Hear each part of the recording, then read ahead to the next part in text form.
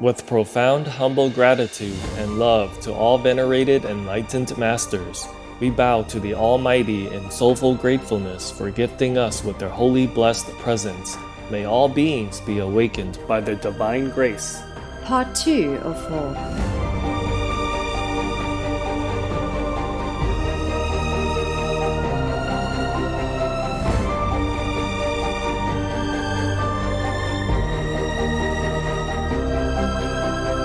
Etc. Our programs offer many languages. Please visit suprememastertv.com/schedule. Tossed about incessantly between the ordeals and pleasures of family life, the spirit of renunciation sometimes awakens in man together with a desperate yearning for God. Please continue watching for more insightful wisdom from the beloved Hindu saint Sri Anandamayi Ma, vegetarian. Non-vegan people can go far, far, far, far away from heaven.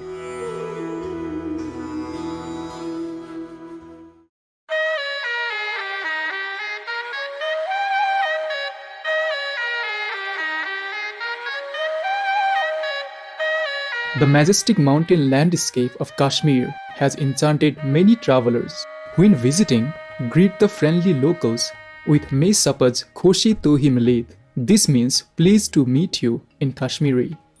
I am Harith. The peace-loving Kashmiri people value the importance of walking the path of virtue and support you on your quest for spiritual upliftment. May God guide all truth seekers along their journey.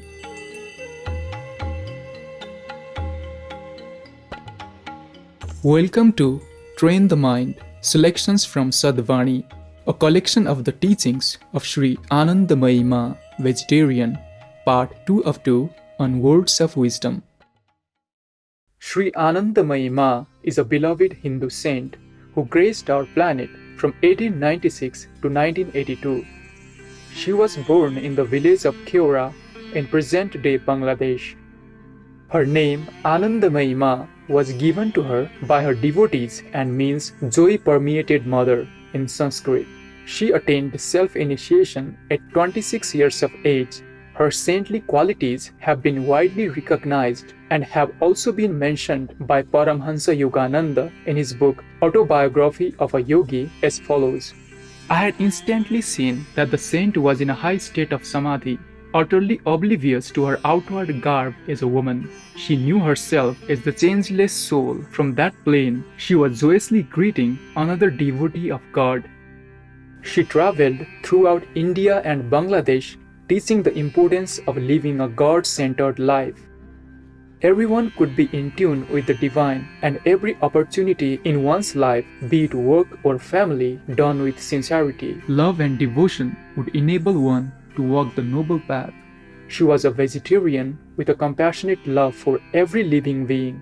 Her acceptance of all faiths and backgrounds, along with her universal teachings of divine love and joy, has enabled countless people from different walks of life to benefit from her wisdom. Sri Anandamayi Ma was renowned for her realization of joyous self-sufficiency and ability to lovingly connect with people through her spontaneous discourses, kindly directed at the individual audience to enable greatest understanding.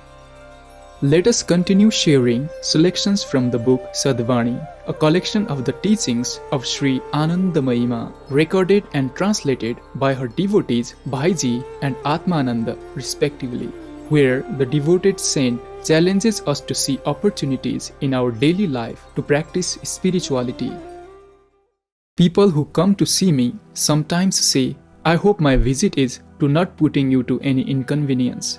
It is because they wish to keep apart from me that such questions come readily to their lips. Just ask yourself whether this sort of consideration enters your mind when you wish to see your father, mother, brother or sister. You feel at ease in their loving company, and even should your visit cause them some inconvenience, they will not notice it. If you understand that this body belongs to you all, such hesitation will not arise in your mind when you come to me.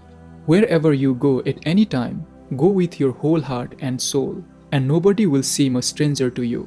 Whenever you feel like it, come and see me. It is a great joy to see all of you who are manifestations of the one joy supreme. Since everything in this universe is the creation of the one great Father, all are kith or friends and kin. Just as the sons and daughters of one large family choose a dozen different professions whereby to earn their livelihood, just as they settle and build homes of their own in dozen different places, so all human beings, although one in essence, are grouped in various ways and under various denominations, according to the demands of their multifarious lines of activity. For the cure of the ailing body, many systems of medicine exist, such as allopathy, homeopathy, Ayurveda, and others.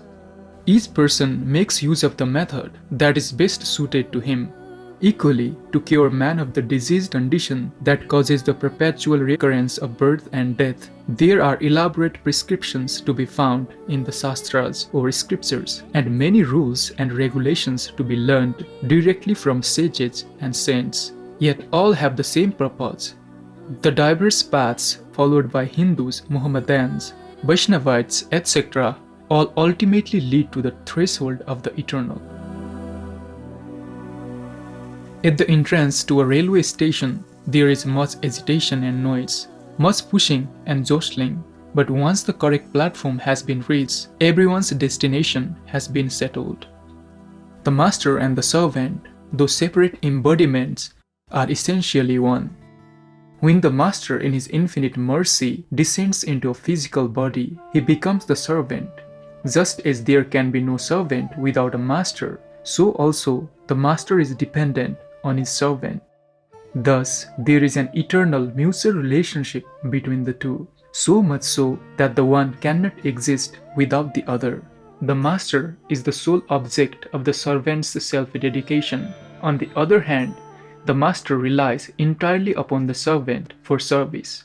The one who in his fullness, in his totality is the master, he himself, when appearing in division, becomes the servant. In other words, the servant is but a partial manifestation of the master.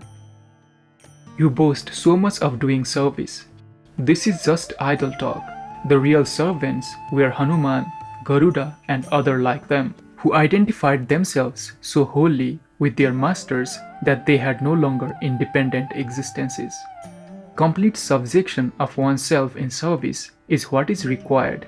He who is incapable of unreservedly offering to his Lord his all, his wealth, family, friends, mind, heart and body, cannot claim to be recognized as the Lord's true servant. This world may be likened unto a drum with only one player. The rhythms it gives forth depend on his will.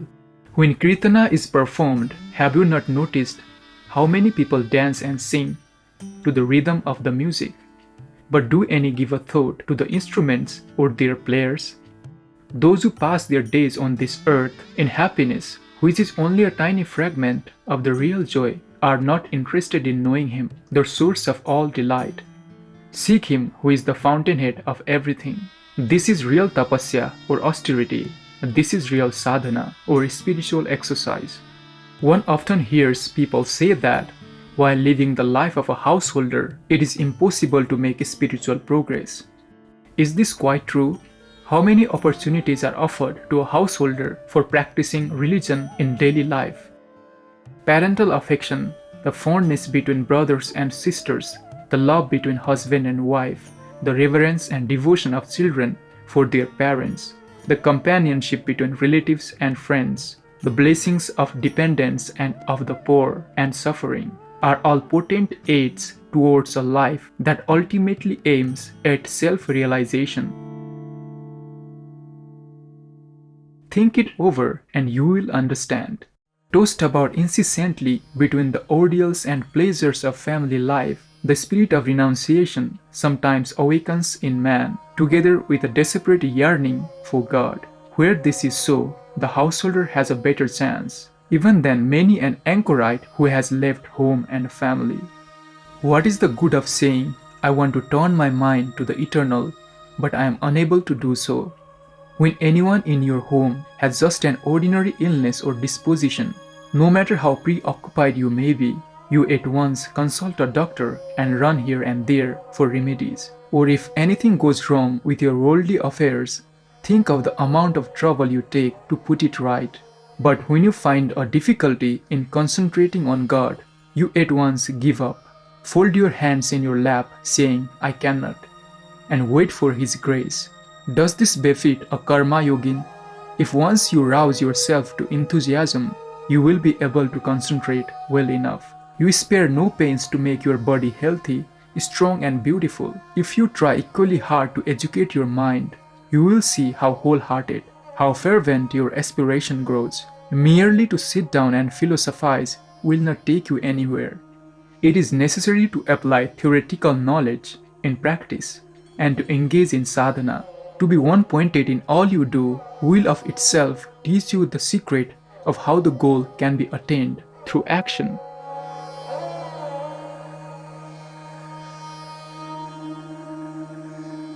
For more information on Sri Anandamayi Ma vegetarian, please visit sri-anandamayi-sangha.org. Gracious viewers, it was a delight to have your company today. Coming up next is Venerated Master Ngo Min Chiu, vegan, founder of Cow Taoism, part 2 of 2, right after noteworthy news. May the celestial melodies evoke memories of our true home in heaven. Our programs offer many languages. Please visit suprememastertv.com/schedule and suprememastertv.com/WOW. Nos programmes offrent plusieurs langues. Veuillez visiter suprememastertv.com/schedule et suprememastertv.com/WOW. Nuestros programas ofrecen varios idiomas. Visiten suprememastertv.com/schedule y suprememastertv.com/WOW。我们的节目提供多种语言，请看 suprememastertv.com/schedule 和 suprememastertv.com/WOW。